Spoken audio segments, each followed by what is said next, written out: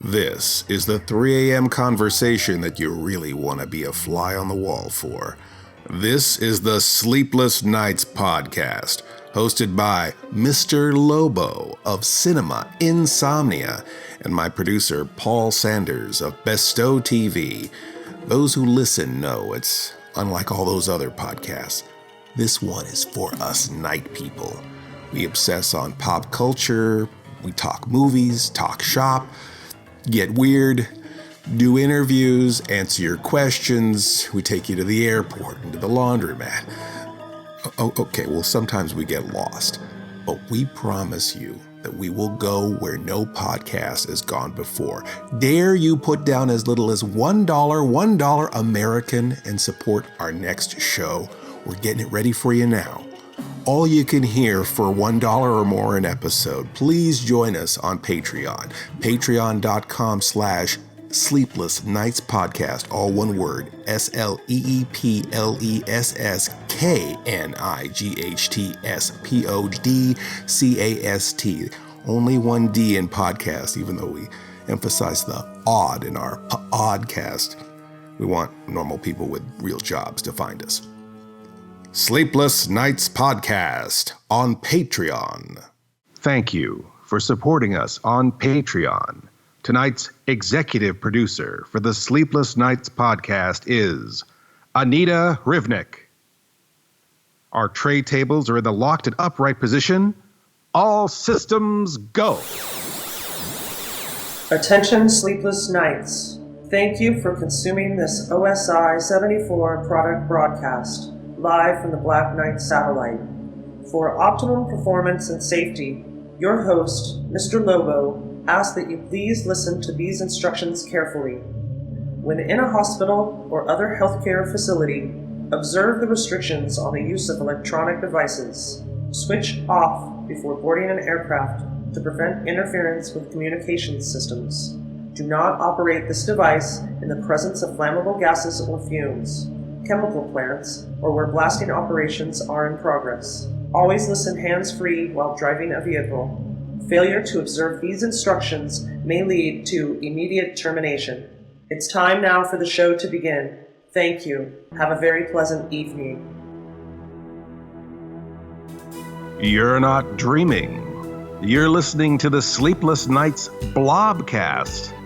I'm your host, Mr. Lobo, and this is my co-host, out in space, where the Blob hails from, actually, outer space.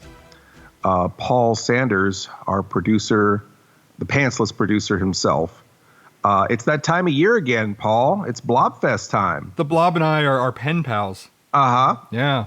Oh, yeah? You write to each other? Yeah, I write to him on a postcard. I actually walk up to his house. I hand it to him, and then I leave. I just watch it dissolve. It just absorbs it. The Blob, of course, is the 1958 science fiction classic film. It was produced by Jack Harris, who was a distributor of films. And then I think the price of the big studios just started charging too much damn money to distribute horror movies. So he just thought, hey, you know what? I'll just make some cheap horror movies myself and distribute them myself and charge other people big money to put those movies in theaters. And he did a movie called The Blob, in which he got a very small production company in Pennsylvania to do all the work for him. And they filmed it in the small town of Phoenixville and in the surrounding areas, Coatesville. It's become a huge classic. I think it was probably something they thought would just play in drive-ins and, disappear. But The Blob is probably considered one of the great all-time movie monsters. I think probably the first, and I could be wrong, the first in color movie monster. We did a Blobcast. When was that when we did the Blobcast? The first Blobcast. Back in 2018 is the first Blobcast. 2018. I had already been established as the host of Blobfest at that point. And we interviewed Frankenstone, who was an early organizer of Blobfest, and also Wes Schenk, who has since passed away, but was the owner of the Blob compound that was used in the film, the actual ooze that he had a big can, big paint can with this goo in it that was from the actual film. And speaking of ooze, sorry about that. Yummy. That was that was my Chinese food from earlier. But or was it? Or was it? Bum bum ba. Paul helped out with a lot of the filming for Blobfest Past. We did a really cool promo for the 2017 Blobfest.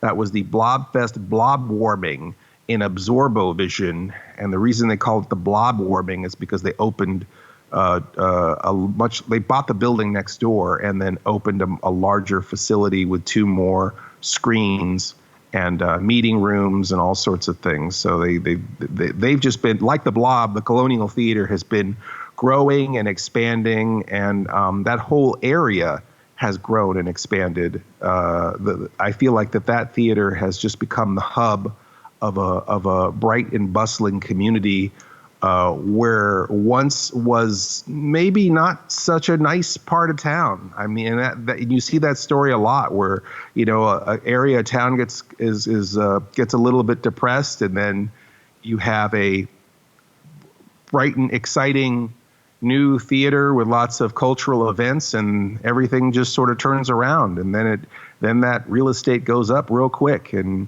you get a lot of brew pubs, a lot of people drinking beer, and nice shops, a lot of beer. Nobody drinks water in Phoenixville. So now it's really nice. It's frou-frou. It's very bougie now. That's where the theater is.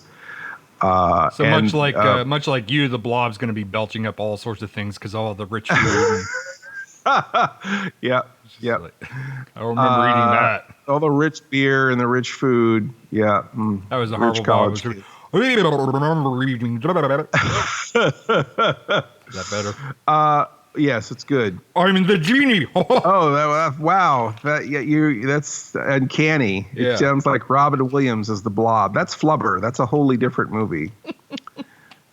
So we have this association with the Blob. It's a great kitschy 50s sci-fi film and a great super family event.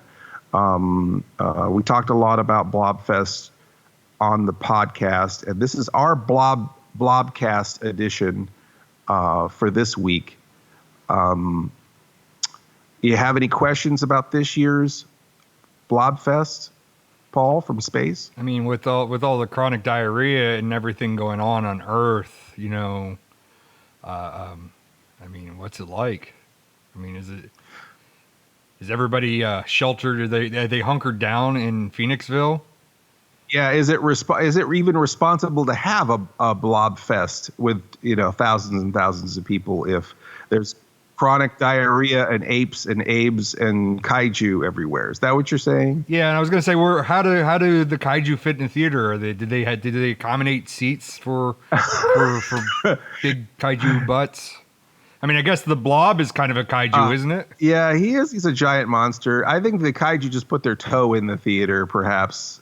They just peek through the window. Yeah. No, this year they're doing an entirely new thing. And I know it sounds like I'm talking about like I don't know what they're doing. Well, this year I kind of don't know what they're doing. I'm not technically the host of the Friday Runout. I'm not the host of the Friday Runout this year. They're doing it more in-house.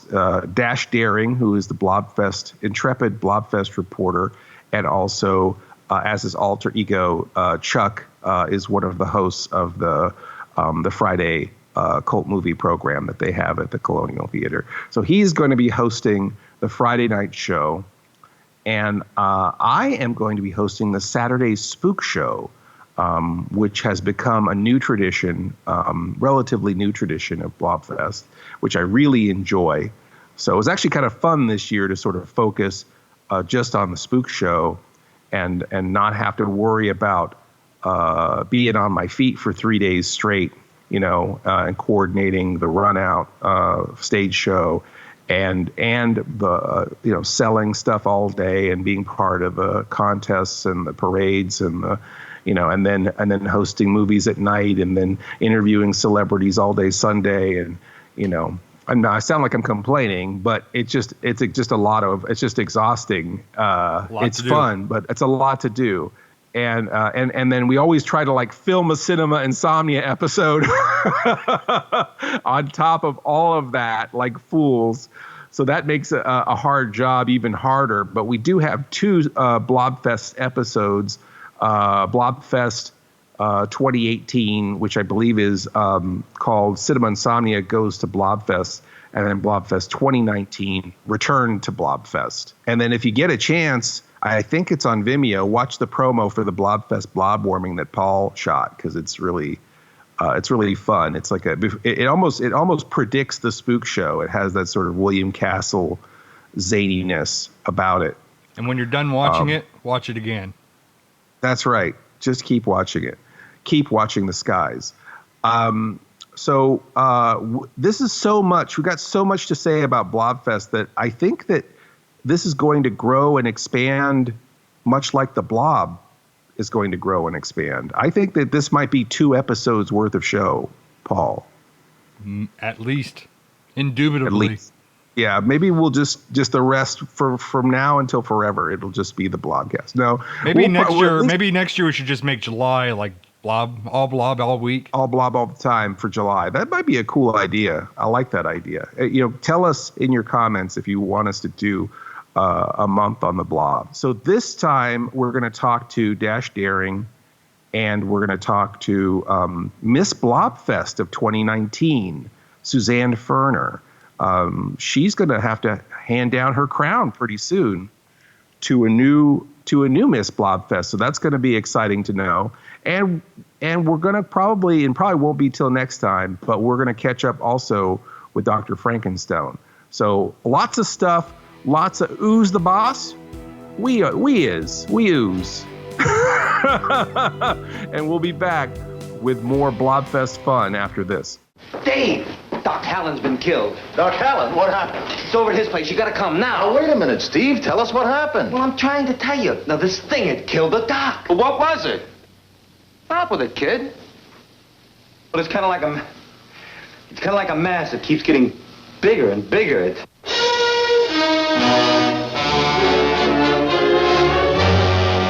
Every one of you watching this screen, look out. Because soon, very soon, the most horrifying monster menace ever conceived will be oozing into this theater.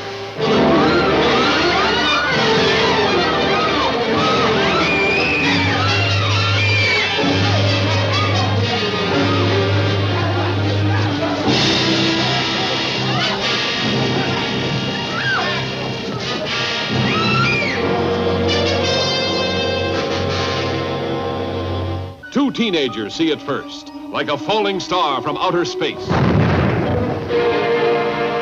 that was close. Hey, come on. I want to see if I can find it. An old man finds it, touches it, and this is the shocking result. From then on, there's no stopping the Blob as it spreads from town to town.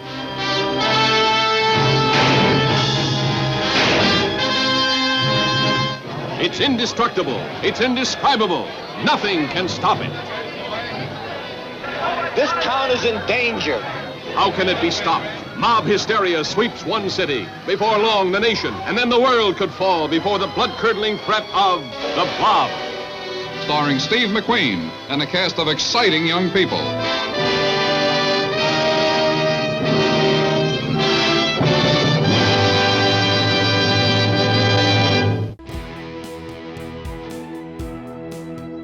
This is Mr. Lobo, and we are here at the virtual Colonial Theater. We've got our VR headsets on.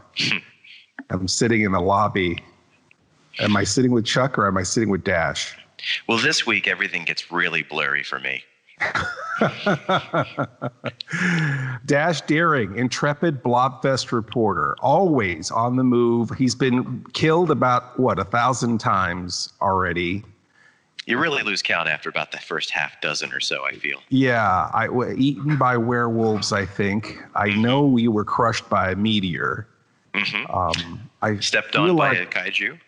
Stepped on by a kaiju, ravaged by ghouls probably more than once. But I really like that, though, so it's not really there's no downside.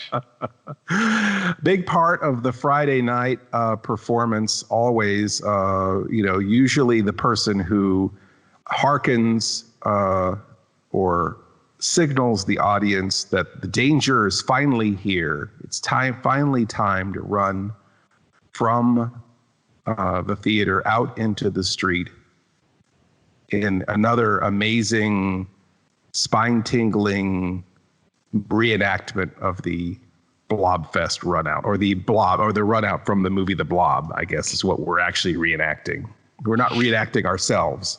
Well, you were introducing me that I may actually have accidentally begun fulfilling the role of the Harbinger from slasher films. I portend the doom. But no one listens to me. It's got a death curse. Now, does the theater have a real tradition of being haunted? Because I feel like a theater that old would probably have a legend of being haunted. That's a really great question. So I would tell you yes, but I have no scientific evidence. I'm no parapsychologist. But I've been in the theater by myself, shutting off the lights in total darkness. And I can tell you that I'm not by myself. Yeah, I've worked in a few old theaters, and it always seems like there's something in the dark with you.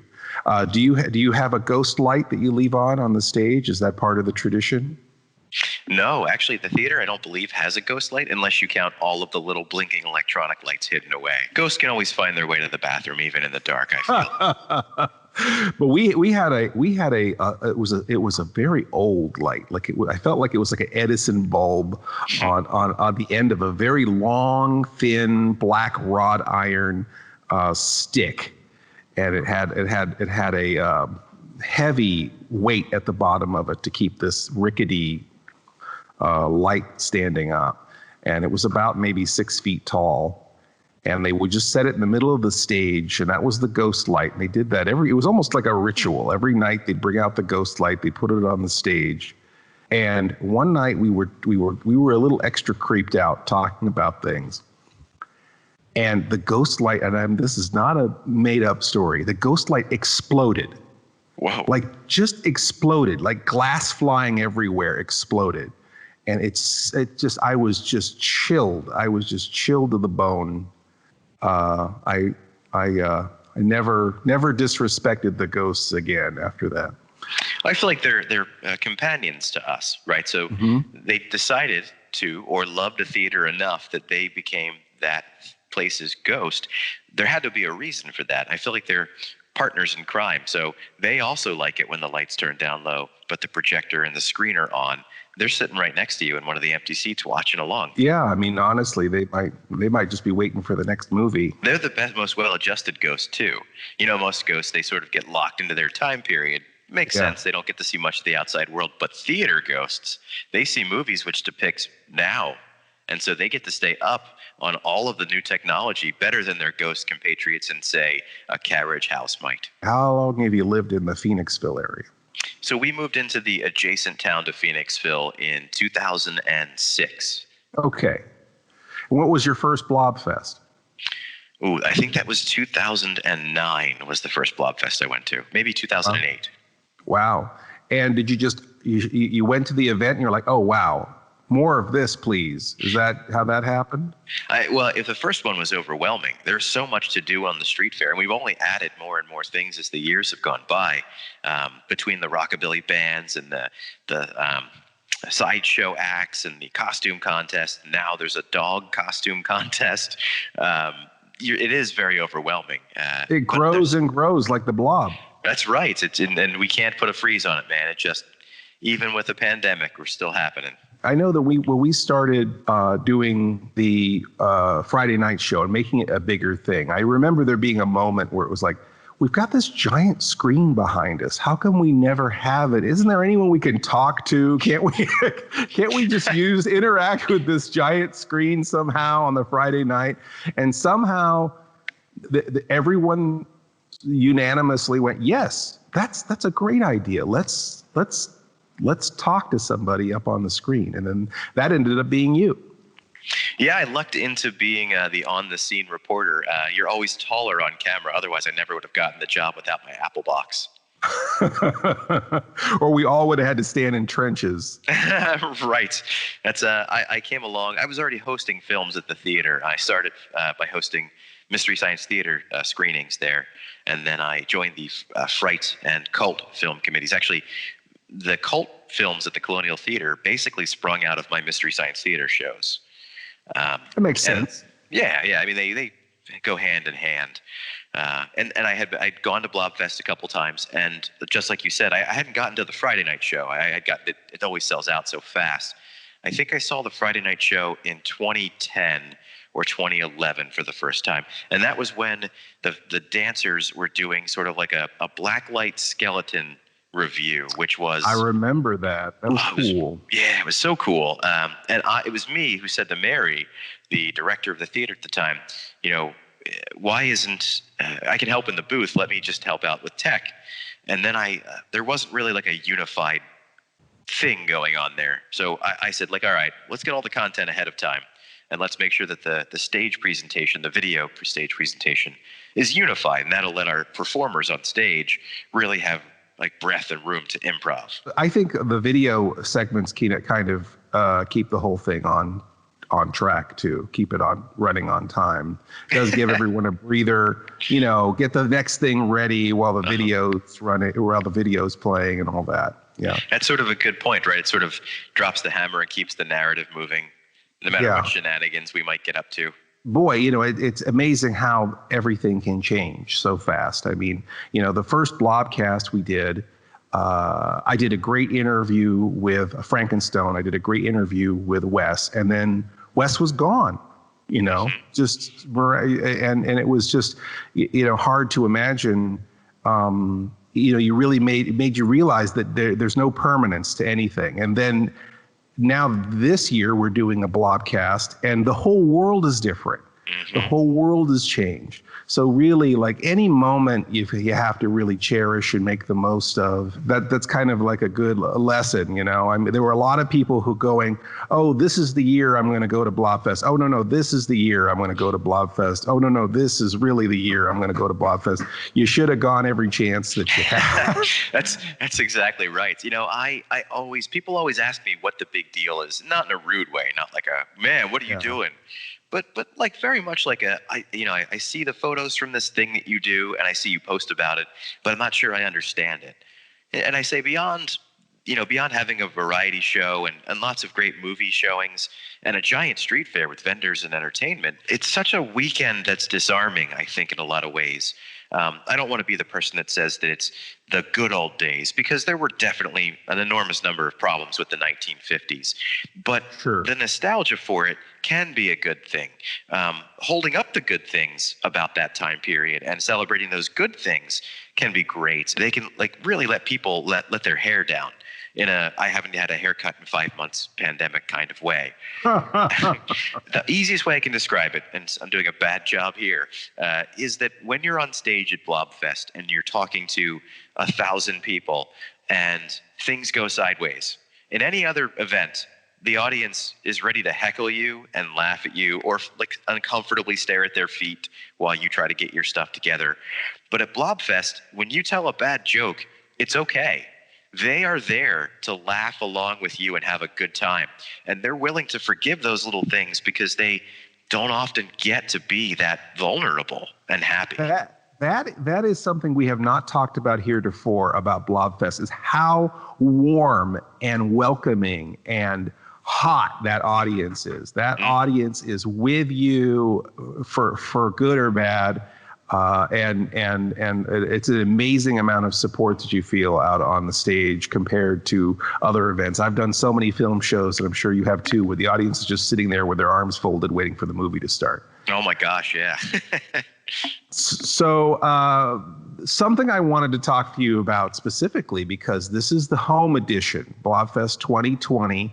In the canon of the podcast, we have apes overrunning the planet and chronic diarrhea and a lot of things that are more fun than the real things. Because of these things, we of course now, we do not have the Blobfest that we know, the Blobfest of up till last year, although which was never the same and always evolving anyway. But this is a drastic difference, the home edition of Blobfest. So I guess what I'm going to ask you is, what's going to happen on the Blobfest home edition, and how can someone jump on so that they can not miss it? Absolutely. It's the best question. And actually, I'm looking at this in a great way. Obviously, yeah, I will miss Blobfest, the exhaustion and all the people and the smiles. It's not comparable. But this is the 21st Blobfest. Blobfest isn't something that you just put on hold for any old thing, even a pandemic. And while this won't resemble the way that people are used to interacting with and interfacing with Blobfest, we feel like we've worked really hard to capture those high point notes. So people that have come before will recognize a lot of the in-jokes and the personalities and the sort of flow of the weekend. While new people, I think we've also done a good job understanding that we're going to have new people this time, because they can just tune in from California or England or wherever. And so we recognize that, and we made a concerted effort to explain a lot more of the inside things that would take you a Blobfest or two to learn on your own. What this is going to look like is a full virtual package. So folks can buy a ticket for $25. That's your pass for the whole weekend for your whole household. And that will get you access to the Friday evening experience. That normally sells out in less than 10 minutes because it includes the run out. 5 minutes sometimes. Yeah, it's unbelievable. And theater, the Colonial Theater is not small. For folks who've never been, the Colonial Theater's main house includes a balcony and seats 658 people. So it's not like we're selling 100 tickets and they're going. You're talking a lot of tickets. Yeah. This year, we're calling it the Stay Home Run Out, and we actually invited people to submit videos of themselves running out from their home. So we will still have a run out. Mm-hmm. But it won't be like you're used to. Yeah. And we've adapted the plot of the show to mirror that, to dovetail with that action. So we've lowered the length of the show to 1 hour, since we don't have live interactive elements for Friday nights. And people will still get a Miss Blobfest being crowned that night. They're still going to get a short film contest and the awards for that. We have the patient creatures. We've got all the different things folks have come to expect. Saturday will be an all-day film smorgasbord of delights. So we've got 3 double features to start with. We normally do that anyway. We've got the Blob, and it's paired with 3 different films. We've got a Bucket of Blood, Roger Corman film, another Roger Corman film, Little Shop of Horrors, shot on the exact same sets. Yeah. And you can compare and contrast. Watch them both and compare and contrast. You can also say, which one's your favorite Dick Miller performance? I know we all have our favorites. Yes, our favorite dick pics. Perfect. I feel like you've done a lot of that on this podcast. Am I getting the right dick pic angle? And then our evening double feature, always our biggest one, will be the absolute classic House on Haunted Hill with Vincent Price. In between that, we have something that's really unique and amazing. We have been doing I say we, but really you, Mr. Lobo, have been putting on a spook show extravaganza these past 2 Blobfests, which shows the movie Daughter of Horror, which is the movie that the kids are watching inside of the theater when the Blob attacks them. And you put on a whole hoopla extravaganza with a number of talented personalities. And that including yourself. Hey, no, I said talented personalities, and also me sometimes. No, it's definitely a we. The spook show was always designed to be a multifaceted thing to showcase a bunch of different people all at once, and to make it feel like we're all integrated and sharing the space, which we also always did in the smaller theater, which I love that intimacy of the Barry Theater.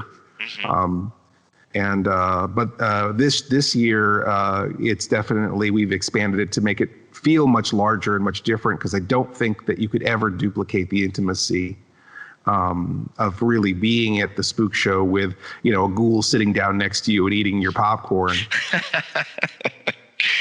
Or the random jazz numbers that break out on stage. The jazz dancing, especially. For those that have never seen Daughter of Horror, outside of the small, 3-second clips that you see in the Blob, it is thoroughly unpalatable. Says you. says me. You're right. And I'm sure that there's a person out there that loves it. It's just not me. I am shocked at people. That movie gets a variety of reactions, and I love people who come out going, "That movie was amazing." Listen, man. Listen, I am all about that. I love that somebody loves that movie, but it's just not me. Yeah. Well, like I say, it's definitely misunderstood, and it definitely needs a lot of love. And this year, I feel like we're giving it more love than ever, because we're not only wrapping around the movie, but wrapping through it as well. So I think that people who are missing Lobo flavored shenanigans on stage, I think they really enjoy what we've done with Daughter of Horror. And I try to incorporate as many of the original players of the spook show as possible. And it was something that we created for the 60th anniversary initially. It was kind of like one of those moments, like when we said, "Hey, why don't we have something on the screen on that big screen behind us?" It was like, "Hey, don't we just advertise a spook show every year on the marquee with a certain movie and a certain thing that happens that never happens?" And everyone went, "Yeah, we do sort of do that. Well, why don't we just do that thing that we've always advertised but never happens?" So that was just how that started. And we did it on a lark for the 60th. And it was standing room only. It was unbelievable. And then we did it a second year, and it was standing room only. So I tried not to change the show too much, because I feel like there's still a lot of people who want to see us do this thing. To your points, the Barry Theater, which is the smallest of the 3 theaters inside the Colonial, only holds about 70 people, plus standing room. It packs to capacity both years that you've done it. And that, first of all, it speaks to the desire for that kind of, that's the distilled version of the kitschiness, right down, you've boiled off everything else, and here comes a drop of kitsch. And camp. Cut the fat, but you left all the cheese. That's right. But that means that everybody seeing this year has the chance to see this. And if we presume that no one came back and saw it a second year, which isn't true, there were definitely repeat people. The maximum number of people that have ever seen this spook show performance is 140. Right. Now, everyone can see it this year. Yeah, I'm excited about that. I'm really proud of everyone. I think that as the segments are coming together, I think it's all cutting together, considering that a lot of us weren't ever together. It's cutting together quite well. So it's going to be exciting to be together apart for this, and to be together apart with everybody. It was wonderful to be able to just briefly interact with you and with the folks at the Colonial. Certainly is always one of the highlights of any year. So it was really great to do one more Blobfest, even with the whole world upside down, to just do one Blobfest. Yeah, I mean, you got to hit the nail on the head there. I came into the theater before everybody else. I was let in to get all the lights on and stuff. For those folks at home, we filmed some of these elements last week from the time that we're recording. So 2 weeks before Blobfest. And for all of us, it had been the first time we were back in the theater in months and months. And I came down the aisle of the Colonial, I'm facing the stage. And as you come out from underneath of the balcony and the ceiling just kind of goes up from there, I just stopped and took in everything and had a moment where where my heart felt like it was whole again for the first time in a few months. Yeah, I can understand that. I definitely was emotionally overwhelmed when I was standing on that stage. Mm-hmm. And imagining, it's interesting, both simultaneously reflecting on all the times that I stood on that stage in front of a packed theater, and also contemplating the fact that we're doing a show for an empty theater. You're right. It was definitely overwhelming, but it definitely made me feel very proud to be a part of what a wonderful family and a wonderful tradition. Yeah, it absolutely is a family. I think the Spook Show is so popular because you can really see our familiar connections with each other as we're goofing around with the audience. Absolutely. I think I like that we always sort of kept it loose and fun. And, I think the audience really appreciates that we're not professionals in any way, shape, or form. I don't know about you, but Dash Daring is pretty professional. Oh, yes. Yeah, Dash Daring is always dependable. He's dependable like a pair of new socks. Or old jeans. Or old jeans, yes. I wouldn't know that. Mr. Lobo never wears jeans. That's okay. But, we all have to have our specific specialities. Yes, of course. But thank you so much, Chuck. I'm excited about the home edition of Blobfest. I'm excited to see what the reaction is going to be to Blobfest this year, and I look forward to many more Blobfests with you, Chuck. And thank you so much. I would hug you over the Skype phone if it was possible. I told Frankenstone I loved him. That's how gushy this has gotten. So I love you too, Chuck. I love you too, Mr. Lobo. All right. Well, thank you, Chuck. And I guess Joel gave us like a special greeting / sign off for each other. That's right. Do you remember it? I do. So you want to start, or should I? Go ahead. You start. Beware the blob. And also with you. All right. So there we are. Now you all know it. So you're all members of our cult. Everyone listening. And I think we're gonna go back to the studio. But thank you, Chuck, and all systems Blob. All righty. See you guys around.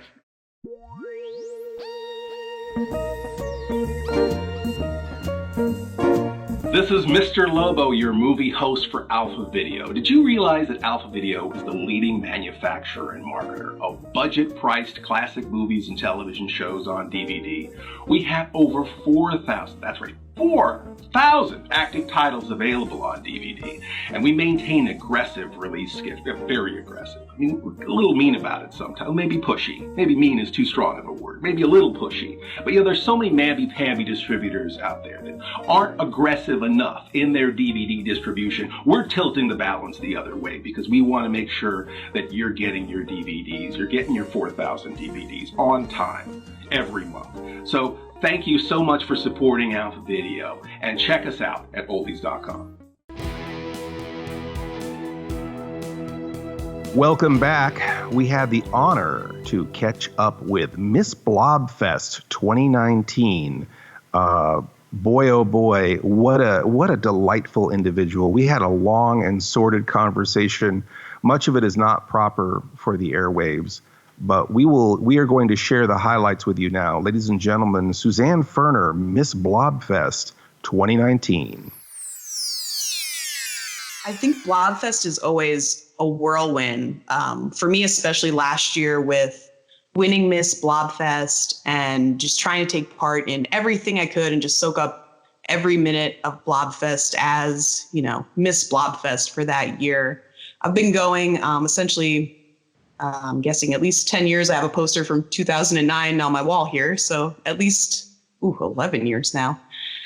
It's just always so fun. It's always so great because everyone's down. Everyone is into it. The town is into it. The people at the festival that are just visiting are into it. Obviously, we as sort of the bringers of mayhem are totally down and bringing everybody into that vibe that is Blobfest. That makes it so amazing. 3 years ago, I saw Valerie at the street fair, and she was Miss Blobfest then in 2017. And I thought, I come to Blobfest.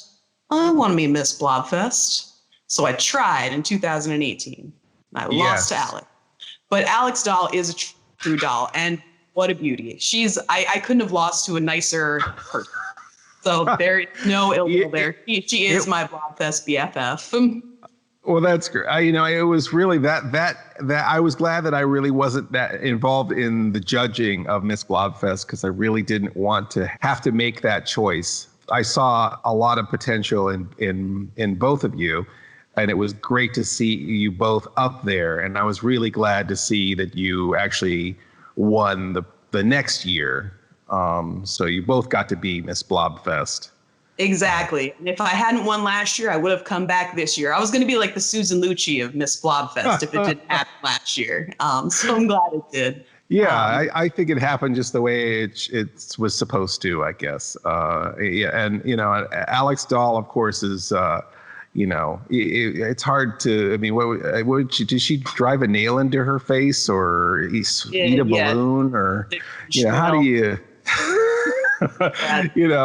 my wheelhouse. I'm pretty cool, but that's just it's not my repertoire. She's got some showbiz, unfair showbiz chops there in that regard. Not too many people could hammer a nail into their face. But I feel like you have the scientific mind, though. I feel like that if there were a real, serious blob situation, I feel like you would be, you would be like the scientist that would help figure it all out. In real life, I'm a scientist. That's my real job. Suzanne Firner, senior scientist. Nice. Do you get the senior discount? Of course, I already eat at 4:30 in the evening anyway. So. At Denny's? All the way. Denny's, that's right. Are you a lifelong Phoenixville resident? I'm not, actually. I live in Harleysville, so I'm about 20 minutes away. I do love Phoenixville. I'm there almost every weekend, hanging out with friends, taking part in what we can do, when we're actually allowed outside. Did you visit the Colonial for films and movies and such, and obviously Blobfest? So it definitely started with Blobfest, but the theater is so neat. I'm there for Fright Nights and for cult cinema. I go for regular movies. I love the indies that they'll play downstairs in the little Barry theater. It's the little red theater that only has 50 seats. It's just a great theater. Everybody that works there is so much fun. They have the best popcorn. I'm going to say it. I'm putting it out there. Yeah, they do. They do have the best popcorn. I love old theaters. I love old movies. I love that sense of community. I feel like, too, the movie theater in town always ends up being the beacon for all the weirdos. And that's exactly where we fit in. That's where we find our people. It's where you find your tribe, right? It's right. Like the record store, the movie theater. There's a few places where you might find some of your people. Yeah. How did you find out about the Miss Blobfest pageant initially? I mean, did you just saw Valerie and went, oh, there's a Miss Blobfest? This is a thing? Yeah, I just saw Valerie because I didn't actually go to the run out until the year that I was up with Alex, until I was up for Miss Blobfest, because it was always sold out. It's impossible to get in. It sells out in 5 minutes. And that's before they sold the balcony spots too. So it was even fewer. So I would just go to the street fair and hang out in Phoenixville during the day and go to the movies. But I saw her on the street and I was like, I can be Miss Blobfest. And now I am. And now you are Miss Blobfest 2019. And that means a lot right now, because for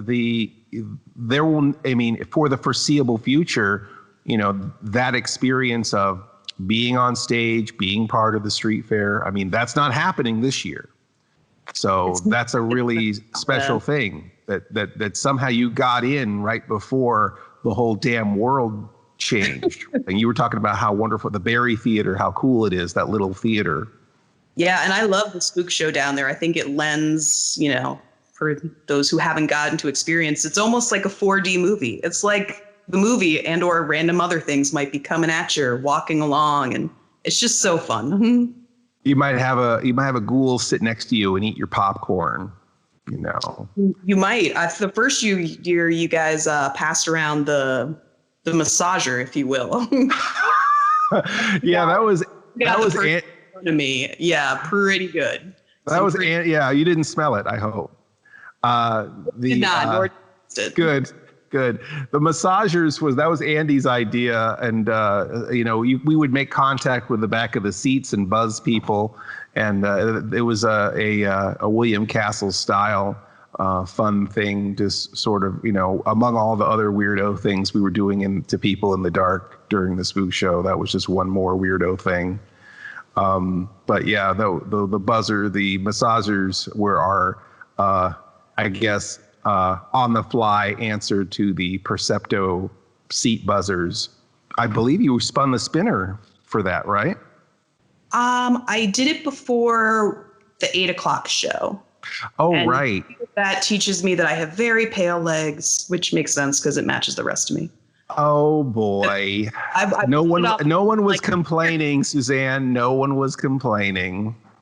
You're welcome. That was one of the cool things about the Spook Show and about Blobfest in general, is that there are always kind of opportunities to just sort of pull people in and make them part of the stage show in different ways. Yeah, and I think that's what people really enjoy, because you feel like you're part of that family. You're not just going to the event and watching it as like a passive observer. You're part of it. You're included. You're in with the in crowd, if we're the in crowd.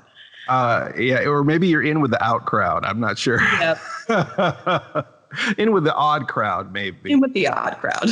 You judged the costume contest, right? Wasn't that part of your duties as Miss Blobfest? I did. That was hard because you want to be fair, but also you don't want to be mean. So you don't want to be too nice. I definitely looked over at some of the other cards and I was like, okay, I'll let you influence my. Now I don't know. I think that now I think you've nullified that whole contest by admitting that you were looking at the page next to you. I think we may have to redo the whole 2019, have a recount for the 2019 Blobfest costume contest now. Just get us all back together and we'll take it from there. Yes, absolutely. So, I wish there was more, like I said, I feel like, the whole world kind of fell apart. I feel like that there was a lot more fun for us to all have together, for Blobfest in general. But it is exciting that we are still doing an event this year and working together on an event, even from a long distance. I heard and participated a little bit in the Miss Blobfest preparations for this year. That may have. What? I said that may have happened. That may have happened. Yes, we can't confirm or deny. But it was kind of wonderful to, I don't know how much we want to spoil here, but definitely connecting with all the Blobfest people through Zoom, through Skype, through Zoom, through whatever electronic means, and sort of getting to play together in hopefully, from everything I saw, very entertaining. But basically, you're going to be handing down your crown. It's unfortunate, but it has to happen. Yes, I don't know how we're going to survive without a nice, strong iron fist at the helm.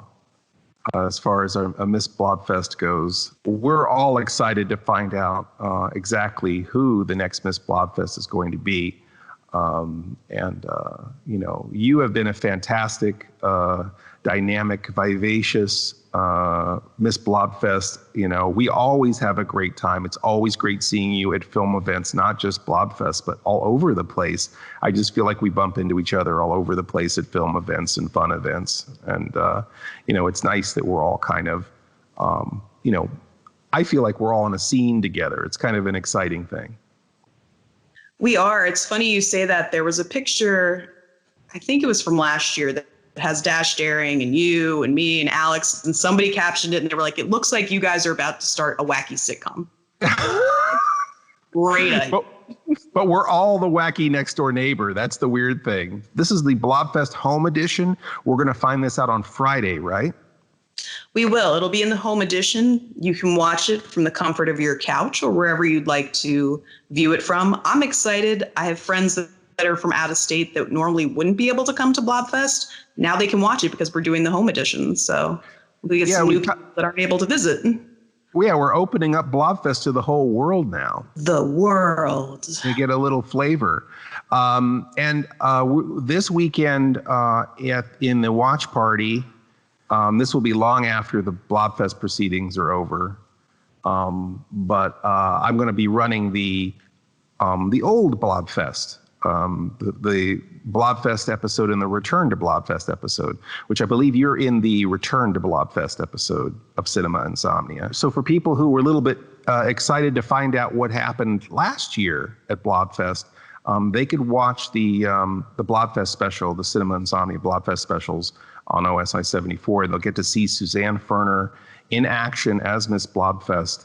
And we're excited to see you in action as Miss Blobfest one more time this Friday for the Blobfest Home Edition.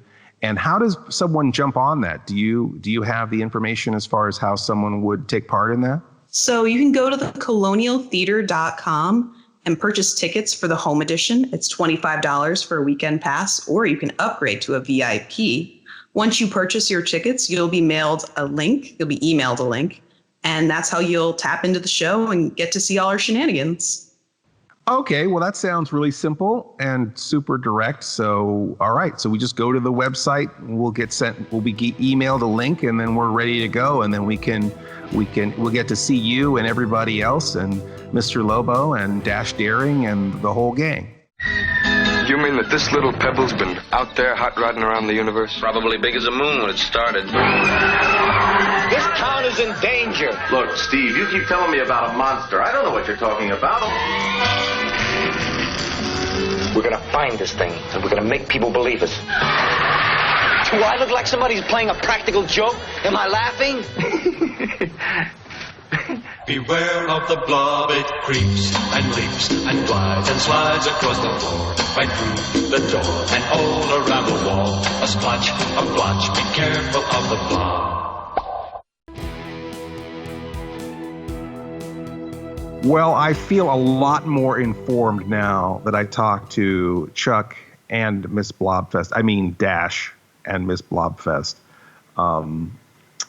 Now it's crystal clear to me, the whole thing about the home edition of Blobfest 2020. This is the cyber edition of Blobfest. I wonder if I could still wear my VR headset for when the Colonial sends me my email. I wonder if they'll tell me how to jack in my VR headset so I can enjoy it. If you go to the Colonial Theater website or the Blobfest site, you'll be able to, get all your Blobfest goodies through there. And, I'm really looking forward to sharing the Spook Show with everybody, because that's something that only people who've been in the Little Theater on Saturday, the Barry Theater on Saturday afternoons, have ever experienced. So this is kind of really a thrill to me. And we got to incorporate Miss Blobfest and Dash Daring and all of the, as many of the original people that we incorporated into the first Spook Show, we tried to have come back for the virtual Spook Show. So it'll be exciting, I think, for people who've never seen it before and people who,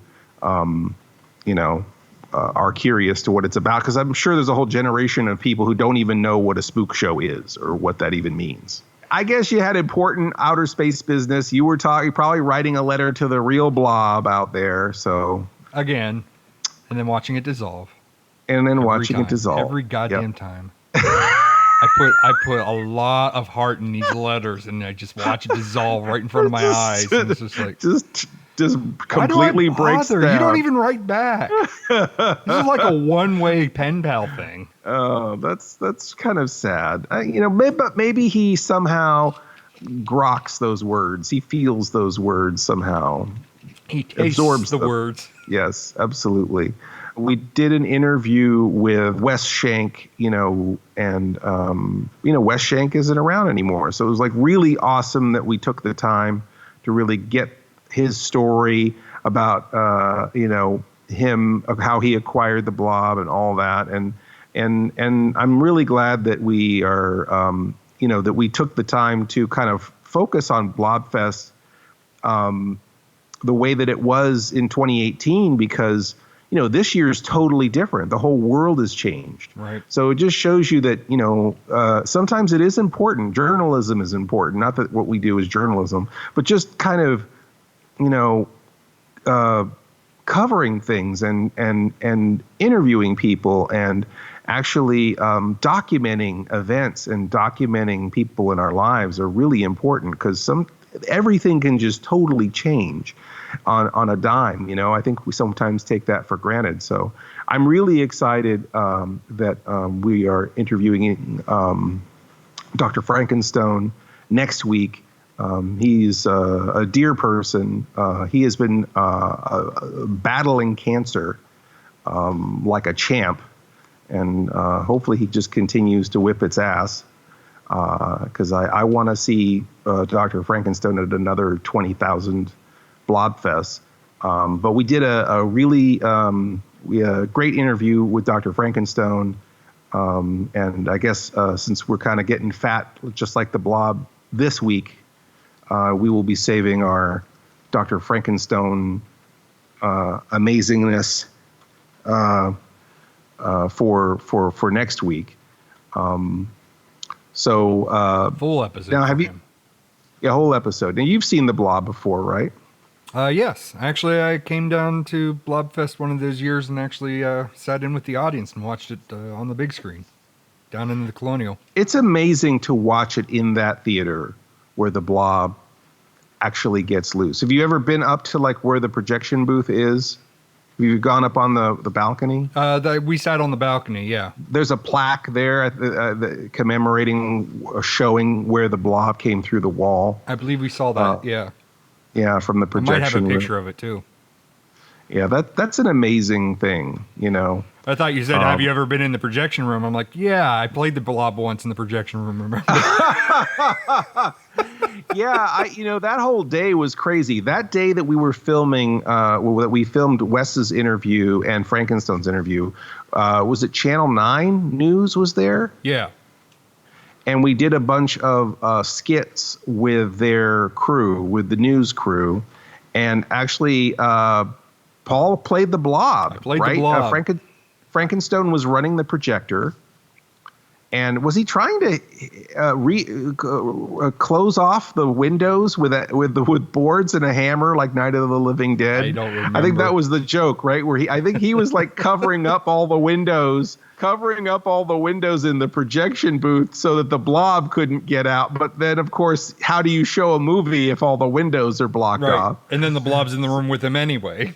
And the Blob's in the room with him anyway. Yeah, it was, gosh, yeah, that was hilarious. I need to talk to my agent, because apparently all I'm good for, I think I'm getting typecast to either play the Blob or Giant Leech or Tree Limbs or a fly or...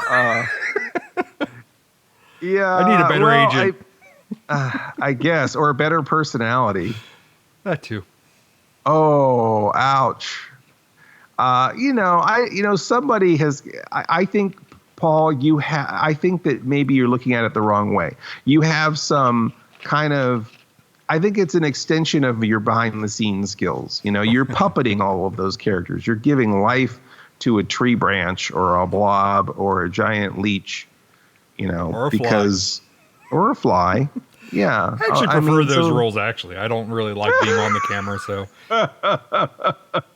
Maybe we should try to do like a Traumascope. I don't know. What would be like the audio version of like a trauma tour? Traumadio. How about a Traumadio? Oh, Traumadio? Maybe Traumadrome? Something like that, to where it's in your head, It's traumaphonic, maybe. Some of these things might be worth exploring in this format, where it's more carried by, anecdotes and because some things are better heard and not seen, like children, right? Is that what it is? Or Animals and children are better heard than not. Or Paul. Better heard and not seen. I'm better not heard or seen, so.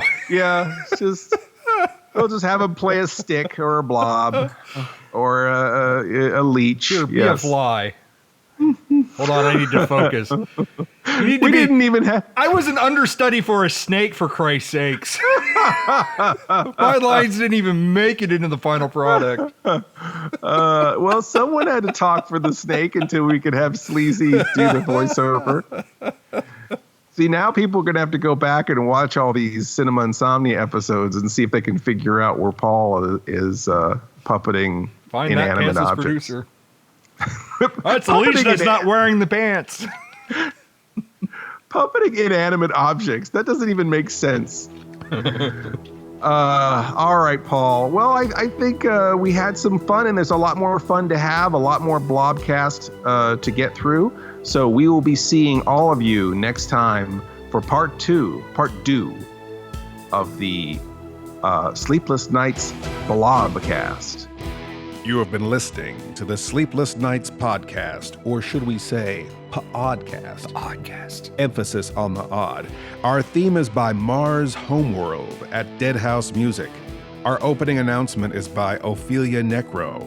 She does a radio show called Suicide Watch. And you could reach Mr. Lobo at cinemainsomnia.com, or find me on YouTube, YouTube/Mr. Lobo. MISTERLOBO. Mr. Lobo on Facebook, Facebook/MR.LOBO, or on Twitter, at Mr. Lobo, MISTERLOBO. Or you can find myself, Paul Sanders, or better known as BESTOW TV, at BESTOW.TV, on YouTube /BESTOW TV, on Twitter at BESTOWPROD, PROD, and on Facebook, BESTOW TV. If you want to place an advertisement with this podcast, and gosh, why wouldn't you? We could be talking about you right now. Contact us, Mr. Lobo at cinemainsomnia.com. That's MRLOBO @CINEMAINSOMNIA.com. Or support us on Patreon. Patreon supporters get to hear this podcast before anyone else, and a lot of other great stuff, right, Paul? Sure. Doesn't get it better than that, right? So come join the fun at patreon.com/sleeplessnightspodcast. That's patreon.com/sleeplessnightspodcast. Please stay up with us next week for another Sleepless Nights podcast. Or should we say, pODDcast. pODDcast. The best thing about being an insomniac is never having to say goodnight. Good night.